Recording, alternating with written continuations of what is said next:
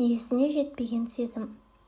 Ол сыныптасымен еш сөйлеспейтін, тіпті тіл қатыспайтын, тек күнделікті көз алдында жүрсе болғаны, сол да жеткілікті еді.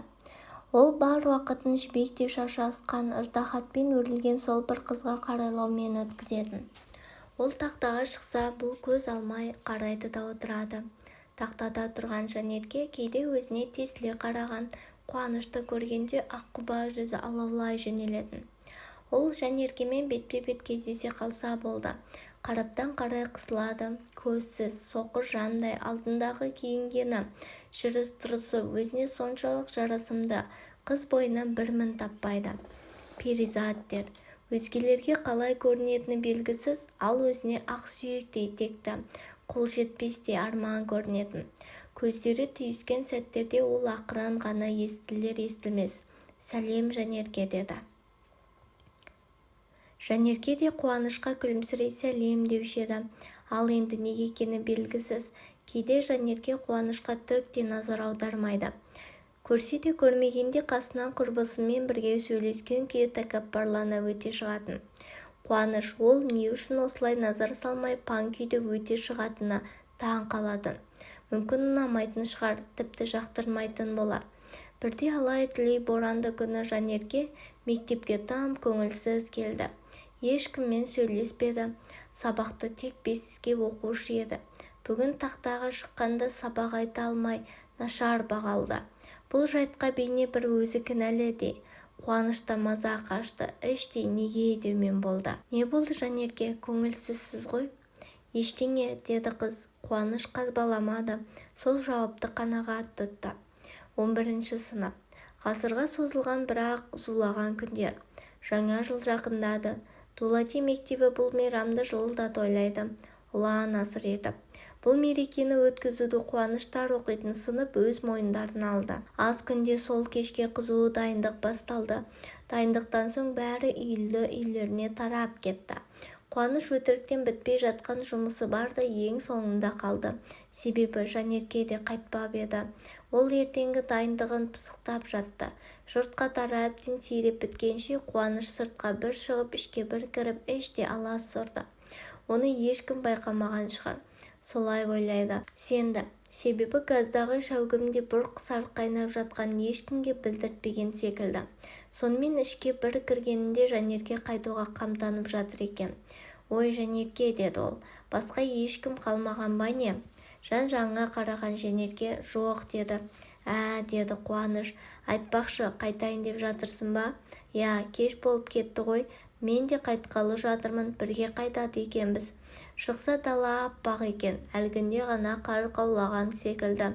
Быламық, лайсаң, қара жер ақ ламық қар жамылған. Жол шегіндегі шыршалар бұтасына ілінген ақ қарды көтере алмай сынғалы тұр. Сынса сынсын бәрібір. Қуанышқа дәл қазір бәрібір еді. Себебі тымырайып жүретін Жанерке сөйлеп келеді. Бір-екі сырын айтқан да болды. Қыздан өзіне деген мұндай қарым-қатынасты мүлдем күтпеген Қуаныш масайрап келеді. Әлсіз ғана бүріккен аяздан жүзі қызарған Жанерке Қуаныш мына саябақта аздап отыра тұрса қалай болады деді де қиыла. Екеуі қарағаш түбіндегі ағаш орындықта қатар отырды. Жазғы тұры көңілді жастардан босамайтын саябақтан қысты күні көңілсіз лебеседі екен. Мен ән айтуға бекер жазылдым ғой деймін. Неге? Күн сайын дайындық, шаршадым. Ештеңе етпейді. Ертең жаңа жыл, артынша 10 күн демалыс. Басы қатты болғанымен аяғы тәтті болады, Шерхан айтпақшы. Екеуі қосыла күлді. Қысы күні күн тез батама қалай отырғандар енді ғана еді. Аспан дем арада түнеркі тартты. Соншалықты асыққан несі? Қуаныш бұған наразы болды. Күн әзірге батпай-ақ қойса, Жанеркемен әлі біраз уақыт отыра берсем, деп ойлаған. Ызғарлы аяз тәнін қари бастады ма бір кезде Жанерке күн суытқан секілді мен тоңдым деді. Қуанышқа мөлдірей қара. Жігіт не дерін білмеді. Қайтқысы келіп отырған шығар, бекерге отыра бергені жарамас. Жарайды, онда қайтайық, күнде кешкірді, анаң уайымдар. Бірақ жарай қайтайық. Олар ақырын ғана ауыр тыныштықта мүлгіген жол жиегімен үн-түнсіз жаяулатып келеді. Жанерке әлденеге ренжіп қалған секілді мүлдем сөйлемейді. Қуаныш қызды әңгімеге айналдырғысы келіп бірдеңе сұраған болды. Бірақ қысқа ғана жауаппен шектелді. Содан кейін Қуаныш та үндемеді. Бір уақытта екеуі жолайрыққа келді.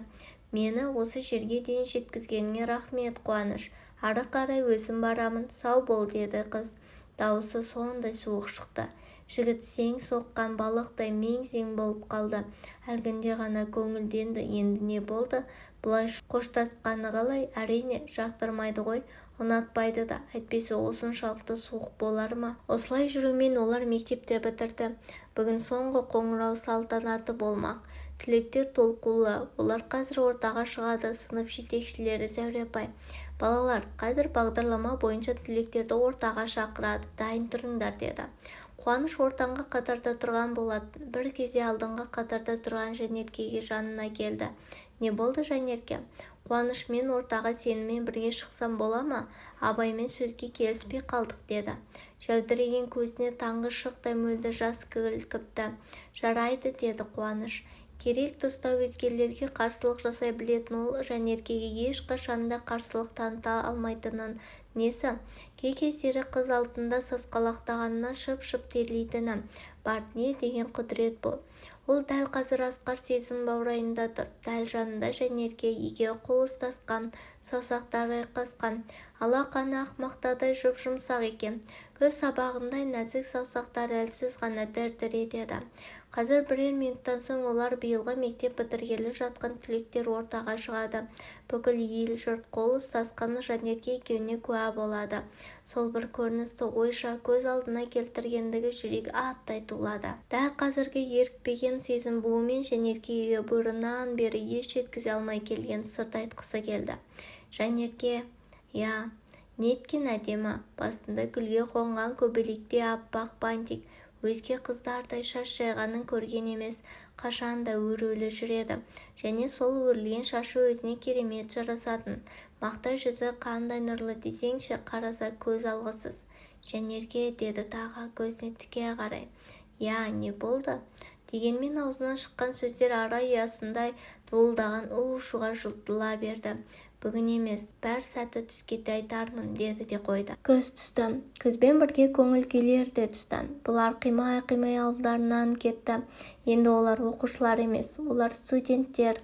Сол жылы қыркүйек 40-дан әзер асты. Ал қазан орта жолда ғасырға жуық уақыт қаңтарылып тұрды. Қараша тасбақа жүріспен көп күттіріп жетті. Шерхан Алматыдағы сыныптастарын жиды. Хабарсыз кеттіңдер ғой, кездеспек түгілі телефонда шалмайсыңдар. Шерхан, ренжімеші, оқудан оқу көз ашпадық қой.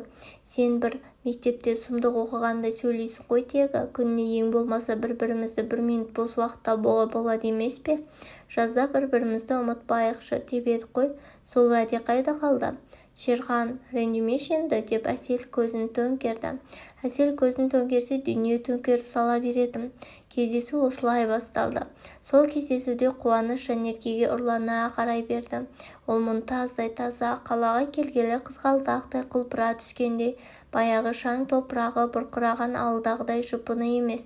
Жанерке де Қуанышқа соншалықты өзімсінген көзбен қарады да көктемді күндей күлімдеді. Бірде сұрғылт қалаға жаңбыр нөсерлей қойды. Аспанда найзағай жарқ-жұрқ жарқылады. Төңірек қара сұрт түнек. Айналайын, Алматыда кейде осылай көркінен айырылады екен ғой. Тек адамдар ғана емес, Алматыда жылайды екен ғой.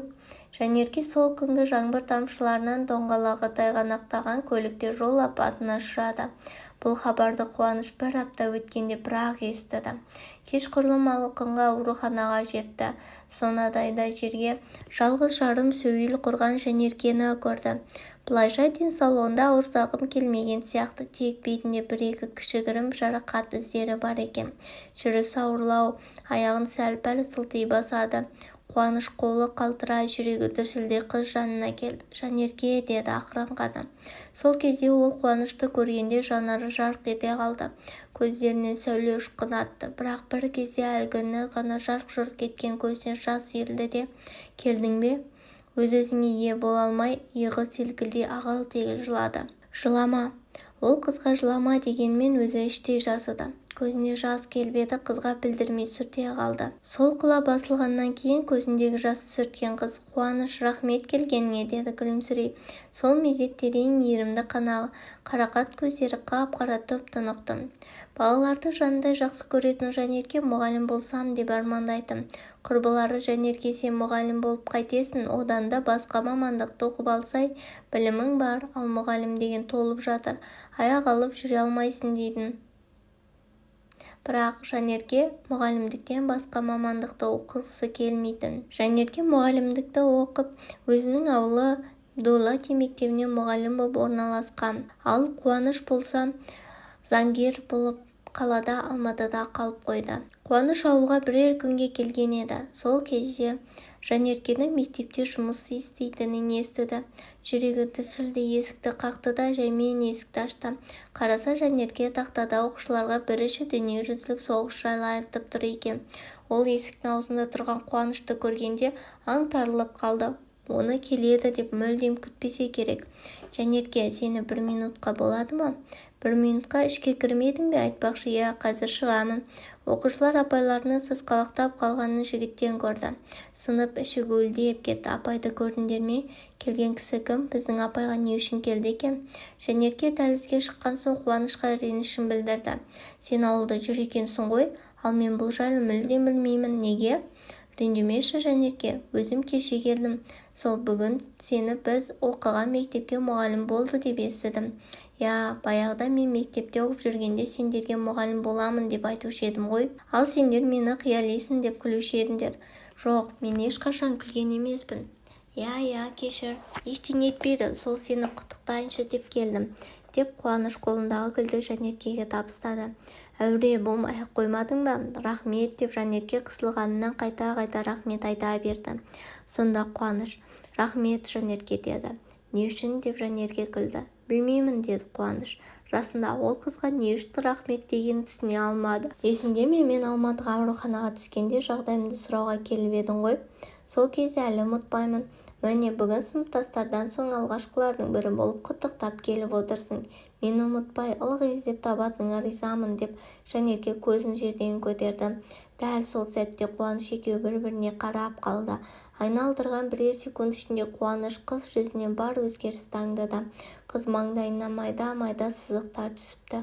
Бұрынғы теп-тегіс үлбір бетіне әжім түсе бастағандай ма?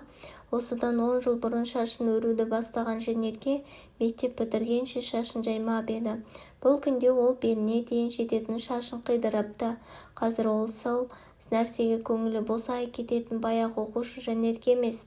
Енді ол салиқалы мұғалім, тек өзгермегені көзі ғана, сыныптасы деген ыстық ықыласы ғана. Күз, дала желді бет қаратпай долы желмен сыртқа шаң борайды.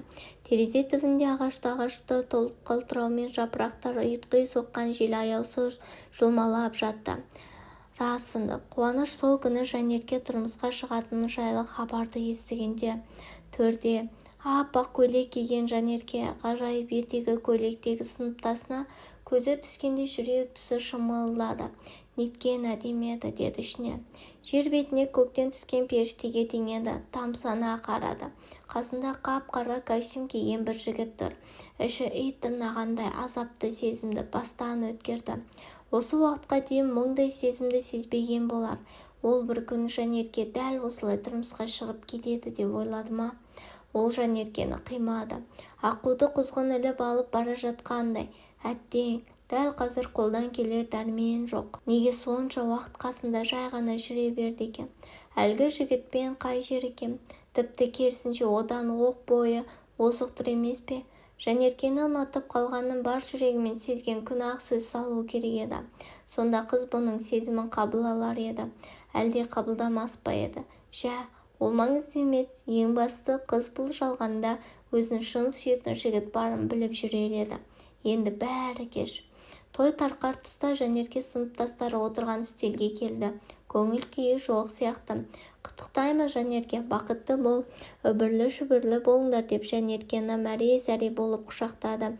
Қыздар жағы көздеріне жас алды. Жанеркені қимай: Жанерке тойға келген достарына рахмет айтты. Осы сендер болмасаңдар менің жайым не болар еді? Жандарым сол, менің алтын сыныптастарым. Ол қуанышты бетінен сүйді, риза болғандықтан болар. Себебі қуаныш әрқашан оның жанынан табылып жүрді емес пе? Жанерке күрмеуі қиын бір мәселеге кезіксе болды. Жеке жемге келгенде қуанышты іздейтін жігіт еш бәлсінбей қызға шамасы келгенше көмектесті. Той соңына жақындап қалды. Жігіт жанынан кете алмай әжептәуір бөгелді. Бір уақытта «Қуаныш» деді. «Сен мені әр уақытта қолдадың. Қиын қыстау сәттерді жаныма демеу бола білдің». «Иә, солай. Тек қалай айтсам болады?» деп қыз қараптан-қарап тұтыға берді де, «Тек мен де, сен де кезінде батыл бола білмедік» деді де кері бұрылып кетіп қалды.